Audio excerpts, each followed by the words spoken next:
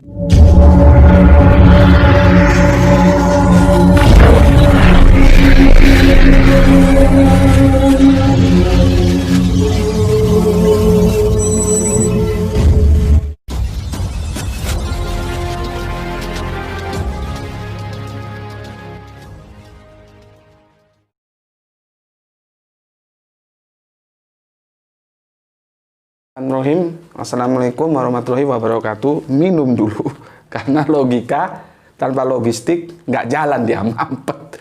Matur nuwun yang sudah, ini kopi dari Semarang ini. Bismillahirrahmanirrahim.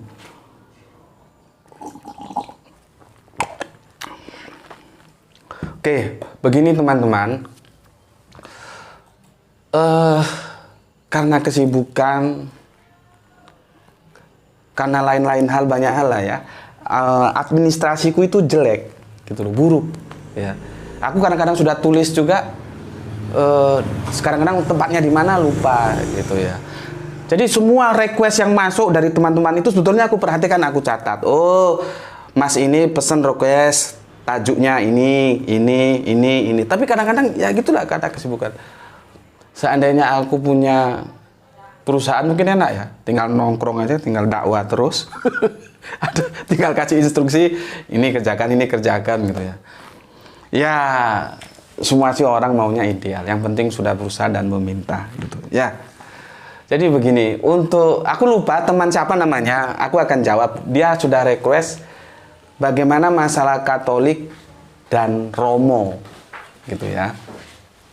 Jadi begini, aku akan cerita saja ya. Nanti kalau perlu aku tulis. Katolik itu adalah sebuah komunitas Kristen yang dia lebih tua kalau kita bandingkan dengan Protestan ya. Karena kan Protestan itu ceritanya kan dia memprotes dari kebijakan, maka jadi Protestan gitu ya. Nah, nanti juga aku masih nunggu ini ya. Mungkin aku juga akan bahas tentang Protestan perjuangan, nanti ada nggak gitu loh. Karena aku masih nunggu apa. Gini loh, kan sekarang ada berita ya, Paus itu merekomendit gay, homo. Ya, nah, aku ini belum mau komentar. Aku masih nunggu. Itu disanggah nggak nanti oleh kepausan gitu loh. Jadi aku nunggu. Nanti kalau misalkan disanggah ya aku nggak komentar. Kalau nggak disanggah berarti keputusan Paus itu disetujui. Ya aku mau kasih komentar gitu. Makanya aku nunggu ya. Kalau misalkan nanti nggak ada komentar, baru aku nggak ada sanggahan, berarti informasi itu A1 benar bahwa Paus itu merekomendit hubungan sesama jenis gitu ya. Begini, Katolik itu sebuah kekristenan yang sangat bagus, sangat baik, pendekatan budaya, kultural ya. Dia masuk ke dalam ranah kultural itu secara bagus gitu ya. Kalau dibilang mungkin Islam, kalau secara keseluruhan Islam bisa dikatakan masih kalah bagus pendekatan kulturalnya. Pendekatan kultural Islam itu kan yang bisa kita lihat cuman pada era Sunan siapa yang dari Jawa, yang bukan dari Arab? Sunan Kalijogo. Baru nanti pendekatannya ke Jawa gitu ya. Jadi parsial. Tapi kalau dikelompokkan keseluruhan gitu ya, Islam dan Katolik keseluruhan, pendekatan budayanya itu masih lebih asik, lebih pandai teman-teman Katolik. Artinya begini, mereka masuk dakwah itu dalam bingkai budaya gitu loh. Tetapi bukan berarti di dalam Islam nggak ada, cuman itu parsial seperti yang aku bilang tadi ya. Oke, sekarang begini. Kamu tahu lagu itu tahun 70 sekian, aku lupa, yang menciptakan, aku nggak suka menciptakan. Menciptakan itu haknya Allah. Menciptakan itu from nothing to something. Dari sesuatu yang tidak ada menjadi ada. Gitu. Jadi aku lebih senang yang mengarang. Jadi sekarang seniman-seniman itu perlu meniru ilmuwan. Ilmuwan tuh nggak berani yang menciptakan, mesti yang menemukan. Yang menemukan mesin cetak, Johann Gutenberg. Yang menemukan gravitasi, Isaac Newton, bukan yang menciptakan, kan bukan. Itu artinya mereka sudah benar, mereka sudah tahu diri. Karena itu sudah ada sebelum Isaac Newton itu menemukan teori gravitasi, ya benda itu ya jatuh ke bawah, gitu loh. Tapi diketemukan, kemudian diformulasikan jadi sebuah ilmu pengetahuan itu oleh Isaac Newton. Ya, jadi mereka sudah benar menggunakan istilah menemukan, bukan menciptakan. Begitu juga seniman-seniman. Kebetulan aku kan juga senang seni. Gini-gini aku pernah menggelandang loh di Mangga 2 Plaza. Aku pernah jual lagu. Ya. Jadi, aku pernah menggelandang di Jakarta di Mangga 2 Plaza. Aku mau jual laguku gitu loh. Ya. Nah, ini pesan untuk teman-teman seniman, jangan gunakan kata menciptakan, ya. Kan ada lagu ini, ciptaan ini, jangan. Kita nggak bisa apa-apa. Anda itu menjadikan, kemarin aku sudah jelaskan, nanti di jilid berapa ya, tentang milad ya. Ada menjadikan, ada menciptakan, ada holakna, ada za'alna. Beda. Kalau menciptakan itu dari sesuatu yang tidak ada sama sekali menjadi ada. Kalau menjadikan itu sudah ada, tinggal dia mau dijadikan apa lagi. Gitu ya. Nanti lihatlah di milad sudah aku jelaskan itu. Jadi untuk teman-teman lebih enak, teman-teman seniman mengarang. Nah, lagu ini dikarang gitu ya. Nah, aku mau jelaskan. Dulu tahun 7 berapa aku lupa, ada lagu yang dikarang oleh Bunda Titi Puspa, judulnya Romo Ono Maling. Ya. Romo Ono Maling. Nih Romo. Ya. Oke.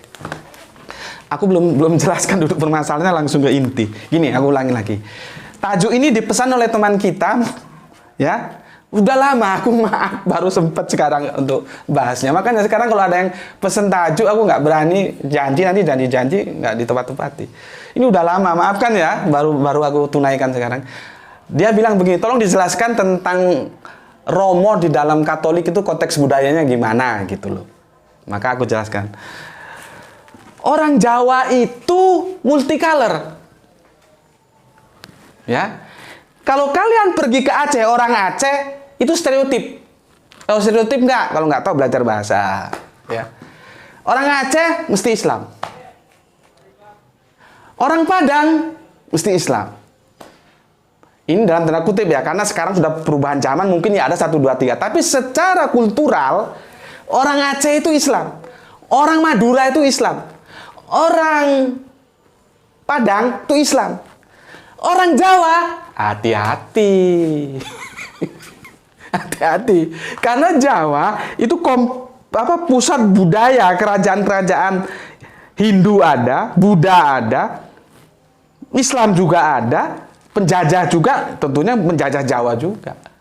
Artinya, Jawa itu tidak bisa dipandang one color. Dia harus multicolor. Ketika Anda mengatakan Jawa, Anda tidak bisa menjadikan dia stereotip dengan Islam. Tidak. Orang Jawa yang Hindu, ya ono. Orang Jawa yang Buddha, ya ono. Wong Jawa sing Kristen, baik Protestan Katolik, ya ono. Wong Jawa sing Islam, iya ono. Nah, di sini. Nah, sekarang Romo ini bahasa Jawa. Artinya bapak. Oke, jelas. Ini kalau berkembang ke bahasa Madura, ini hanya merubah konsonannya aja. Seperti almarhum mertuaku itu, kalau manggil itu saudara-saudaraku dari pihak istri itu begini. Rama. Gitu. Dia berubah hurufnya. Jawa itu kan O, kalau di Jawa Romo, kalau di Madura Rama, ya. Tapi intinya Romo itu berasal dari Jawa. Karena Madura itu kan setelah Singasari berantakan, terus akhirnya awal berdirinya Majapahit ya, ada yang ke Madura. Intinya Madura itu ya berakar dari Jawa gitu loh. Jadi bahasa Romo itu aslinya dari Jawa. Romo artinya bapak. Ya. Aku tidak tahu. Karena aku cari-cari jawabannya juga belum ketemu. Aku tanya terhadap orang yang expert untuk menjelaskan ini juga belum ketemu juga. Kenapa di Alkitab itu jadinya begini dia? Bapa tanpa K. Ya. Waduh, sudah mau asar ini. Tanpa K. Ya. Bapa. Apa bedanya Bapak dengan Bapak? Ini aku belum ketemu. Tapi kalau aku lihat, kata Bapa ini mulai populer itu di Perjanjian Baru. Yesus tidak pernah memanggil namanya langsung, tapi dengan Bapa. Maka di Matius ada doa Bapa kami. Bukan Bapak loh ya. Bapa kami. Paham di sini? Jadi dia pakai doa Bapa kami. Kenapa kok K-nya hilang? Nah, itu yang aku belum bisa menjelaskan karena aku belum juga masih ngaji. Jadi aku ini belajar yang ngajar juga. Gitu ya. Oke. Sekarang kita beralih. Ya. Di Katolik ya. Di Katolik itu panggilan-panggilan untuk para pastor itu dipanggil dengan Romo. Nih, ya, jelas. Perhatikan di sini, dipanggil dengan Romo. Masalahnya, Anda tahu nggak bahwa Romo ini sekarang sudah menjadi milik mereka? Itulah yang namanya pertarungan informasi. Pertarungan informasi dimenangkan oleh teman kita, saudara kita Katolik. Pertarungan informasi.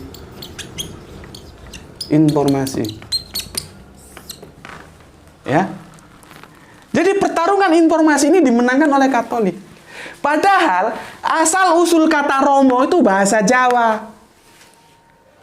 Yang artinya Bapak, kemudian berubah di Alkitab menjadi, jadi di Alkitab itu ada Bapak. Kalau Allah dia Bapak tanpa K. Hanya sebatas itu yang aku bisa terangkan ya. Nanti aku masih cari jawabannya. Nah, kemudian ya, dalam dunia kekatolikan mereka mengadakan sinkritisme, masuk ke dalam bahasa Jawa ini diambil, maka pastor-pastor itu dipanggil Romo. Dan pertarungan informasi ini dimenangkan oleh Katolik ya. Kalau kita ada siapa? Ada Romo. Itu logika kesadaran kita langsung tertuju kepada pastor Katolik. Itu kita nggak usah malu-malu, akui saja. Katolik menang dalam pertarungan ini, gitu loh. Aku kan fair. Makanya kalau ada orang bilang aku nggak fair itu mau tak jewer aja telinganya. Aku AA, BB, merah-merah, putih-putih, nggak ada urusan. Gitu loh. Menang, aku bilang menang. Bukan karena, Katolik dikalahkan saja. Enggak. Berbicara akademik itu berbicara objektif. AA, BB. Di sini aku bilang dengan jujur, Katolik menang. Karena apa? Orang Jawa sendiri sekarang jarang menggunakan Romo. Aku itu kalau nulis surat itu ya, atau WA itu, pripun kabare Romo? Bagaimana kabarnya Romo? Langsung komplain dia. Loh, aku ini orang Islam, bukan orang Katolik, dia bilang. Padahal apa? Romo ini tidak mengenal agama. Romo ini umum awalnya. Seperti ini ya. Sebetulnya, sorry, aku minum dulu.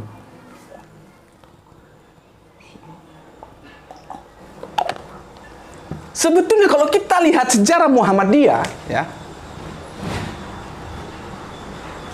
pionirnya itu disebut begini, Romo Yai Ahmad Dahlan.